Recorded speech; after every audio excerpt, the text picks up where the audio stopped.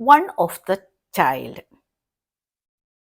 One of the children, അല്ലെങ്കിൽ നമ്മൾ പറയും ones of the child, each child, each children. ഇതിൽ ഏതൊക്കെയാണ് ശരി? കേട്ടപ്പോൾ തന്നെ മൊത്തപ്പാടെ പ്രശ്നമായി. അത് മാത്രമല്ല, നിങ്ങൾ പലരും ചിന്തിക്കുന്നത് ഇത് എനിക്ക് അറിയാൻ പാടില്ലാത്തൊരു കാര്യമാണ്, ഇപ്പോഴും ഞാൻ തെറ്റിക്കുന്ന ഒരു കാര്യമാണ് എന്നുള്ളത്. അപ്പൊ ഇന്ന് നമ്മൾ പഠിക്കുന്നത് സബ്ജക്റ്റ് വേർബ് എഗ്രിമെന്റ് എന്നൊക്കെ പറഞ്ഞാൽ നിങ്ങൾ പേടിച്ചു പോകും. നമ്മൾ ഇന്ന് പഠിക്കുന്നത് ഓർത്തിരിക്കാൻ വേണ്ടിയിട്ടുള്ള, നമ്മൾ ഓർത്തിരുന്നേ പറ്റത്തുള്ളൂ അങ്ങനെയുള്ള കുറച്ച് റൂളാണ് നമ്മൾ ഇന്ന് നോക്കാൻ പോകുന്നത് കേട്ടോ. അപ്പൊ നമ്മൾ ആദ്യം തന്നെ ചൈൽഡ് ആണ് നമ്മുടെ സബ്ജക്റ്റ് ആയിട്ട് എടുക്കുന്നത്. Child, children. ചൈൽഡ് എന്ന് പറഞ്ഞാൽ ഒരു കുട്ടി, ചിൽഡ്രൻ എന്ന് പറഞ്ഞാൽ ഒന്നിൽ കൂടുതൽ കുട്ടികൾ. അപ്പോ ചൈൽഡ്, ചിൽഡ്രൻസ് എന്നില്ല.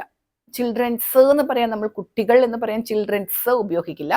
ചിൽഡ്രൻ, ചിൽഡ്രൻ എന്ന് പറയുന്നത് തന്നെ കുട്ടികൾ എന്നാണ് അർത്ഥം. ചൈൽഡ് എന്ന് പറഞ്ഞാൽ ഒരു കുട്ടി, ചിൽഡ്രൻ എന്ന് പറഞ്ഞാൽ ഒന്നിൽ കൂടുതൽ കുട്ടി. അപ്പൊ സിംഗുലർ ഏതാണ്? ചൈൽഡ്. പ്ലൂറൽ ഏതാണ്? ചിൽഡ്രൻ. ഇത്രയും ക്ലിയർ ആയോ? ഇനി നമ്മൾ പറയുന്നത് വൺ ഓഫ് ദ ചൈൽഡ് എന്നാണോ വൺ ഓഫ് ദ ചിൽഡ്രൻ എന്നാണോ? ശരി. ഈ ഒരു വൺ ഓഫ് ദ ചൈൽഡ് അല്ലെങ്കിൽ വൺ ഓഫ് ദ ചിൽഡ്രൻ എന്ന് പറയും ഈ സെന്റൻസിൽ, ഈ ഒരു വാചകത്തിൽ അർത്ഥം എന്താണ്? വൺ എന്ന് പറഞ്ഞാൽ ഒന്ന്, കുട്ടികളിൽ ഒരാൾ എന്നാണ് അതിന്റെ അർത്ഥം. എന്താണ്? കുട്ടികളിൽ ഒരാൾ. അതാദ്യം അതങ്ങോട്ട് മനസ്സിലോട്ട് പിടിച്ചാൽ നമുക്ക് കിട്ടും. കുട്ടികളിൽ, കുട്ടികളിൽ ഒരാൾ. അപ്പൊ നമുക്ക് ചൈൽഡ് ആണോ ചിൽഡ്രൻ ആണോ വേണ്ടത്? ചിൽഡ്രൻ ആണ് വേണ്ടത്. കുട്ടികളിൽ ഒരാൾ. പൂക്കളിൽ ഒന്ന്. അപ്പൊ നമുക്ക് ഫ്ലവർ ആണോ ഫ്ലവേഴ്സ് ആണോ വേണ്ടത്? ഫ്ലവേഴ്സ് ആണ് വേണ്ടത്. അതായത് വൺ ഓഫ് ദ ചൈൽഡ് അല്ല, വൺ ഓഫ് ദ ചിൽഡ്രൻ. കുട്ടികളിൽ ഒരാൾ. വൺ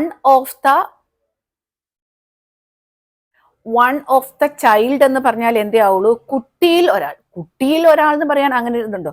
ചൈൽഡ് എന്ന് പറയുന്നത് തന്നെ കുട്ടി. ഇനി അതിലൊരാൾ ആരാ? അറിയില്ല. അപ്പൊ കുട്ടികളിൽ ഒരാൾ എന്നാണ് നമ്മൾ പറയുന്നത്. അപ്പൊ വൺ ഓഫ് ദ ചൈൽഡ് ആണോ? അല്ല, ചിൽഡ്രൻ വേണം. പിന്നെ ചിലര് തെറ്റിച്ച് കാണാൻ വൺസ് ഓഫ് ദ ചിൽഡ്രൻ എന്നൊക്കെ പറയും. വൺസ് അല്ല കേട്ടോ, വൺ ഓഫ് ദ ചിൽഡ്രൻ. ഇത്രയും ക്ലിയർ ആയോ? അപ്പൊ എന്താണോ അതിലൊരാൾ. അപ്പൊ നമ്മൾ ഓർത്ത് വെക്കേണ്ടത് വൺ ഓഫ് ദ എന്ന് പറഞ്ഞിട്ട് നമുക്ക് പറയണമെങ്കിൽ അത് എപ്പോഴും അത് എന്തായിരിക്കണം? അടുത്ത ഭാഗം പ്ലൂറൽ ആയിരിക്കണം. വൺ ഓഫ് ദ ഫ്ലവർ എന്നല്ല, വൺ ഓഫ് ദ ഫ്ലവേഴ്സ്. പൂക്കളിൽ ഒന്ന്. വൺ ഓഫ് ദ സൽവാർ എന്നല്ല, സൽവാർസിൽ ഒന്ന്.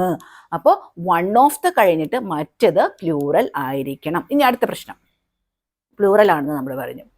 ഇനി one of the children are playing എന്നാണോ one of the children is playing എന്നാണോ? വൺ ഓഫ് ദ ചിൽഡ്രൻ എന്ന് പറഞ്ഞാൽ എന്താ അർത്ഥം?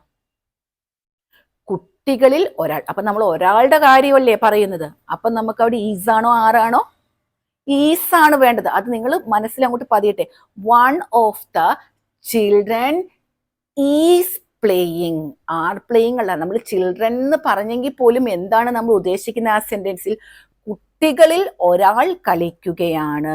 ഒരാളെ കളിക്കുന്നുള്ളൂ. എല്ലാ കുട്ടികളും കളിക്കുന്നുണ്ടോ? ഇല്ല, ഒരാളെ കളിക്കുന്നുള്ളൂ. അതുകൊണ്ട് one of the children are playing അല്ല, ഈസ് പ്ലേയിങ്. ക്ലിയർ ആയോ? അപ്പൊ ഇതിനകത്ത് മനസ്സിലാക്കി വെക്കാൻ ഒന്നേ ഉള്ളൂ. നമ്മൾ വൺ ഓഫ് ദ എന്ന് പറഞ്ഞിട്ട് പറയുന്ന കാര്യം അത് പ്ലൂറൽ ആയിരിക്കണം. അടുത്തത് എന്തായിരിക്കണം? ഈസ്, മാമു, ആറ്, അതിലൊക്കെ ഈസ് ആയിരിക്കണം. വാസ്, വേറിൽ എന്തായിരിക്കണം? വാസ് ആയിരിക്കണം. ഹാസ്, ഹാവിൽ എന്തായിരിക്കണം? ഹാസ് ആയിരിക്കണം. ക്ലിയർ ആയല്ലോ? ഇത് നിങ്ങൾക്ക് ക്ലിയർ ആയിരുന്നു. ഇനി നമ്മൾ ഈച്ച് സ്റ്റുഡൻസ് എന്നാണോ ഈച്ച് സ്റ്റുഡൻറ് എന്നാണോ? ഈച്ച് ചൈൽഡ് എന്നാണോ ഈച്ച് ചിൽഡ്രൻ എന്നാണോ? ഈച്ച് ചൈൽഡ് ആണോ? ആണ്. ഓരോ കുട്ടിയും. അപ്പോ ഈച്ച് ചിൽഡ്രൻ എന്നല്ല, ഈച്ച് സ്റ്റുഡൻസ് എന്നല്ല, ഈച്ച് ചൈൽഡ് ഈസ് ഇമ്പോർട്ടൻറ്റ്. ഓരോ കുട്ടിയും ഇമ്പോർട്ടൻ്റ് ആണ്. Each child is talented. ഓരോ കുട്ടികളും ടാലന്റഡ് ആണ്, കഴിവുള്ളവരാണ്. അപ്പോൾ ഈച്ച് കഴിഞ്ഞിട്ട് നമ്മൾ ഉപയോഗിക്കേണ്ടത് സിംഗുലർ ആണ്. ഈസ് ആണ്, വാസ് ആണ്, ഹാസ് ആണ്. അതേപോലെ തന്നെയാണ് എവരി. ഇത്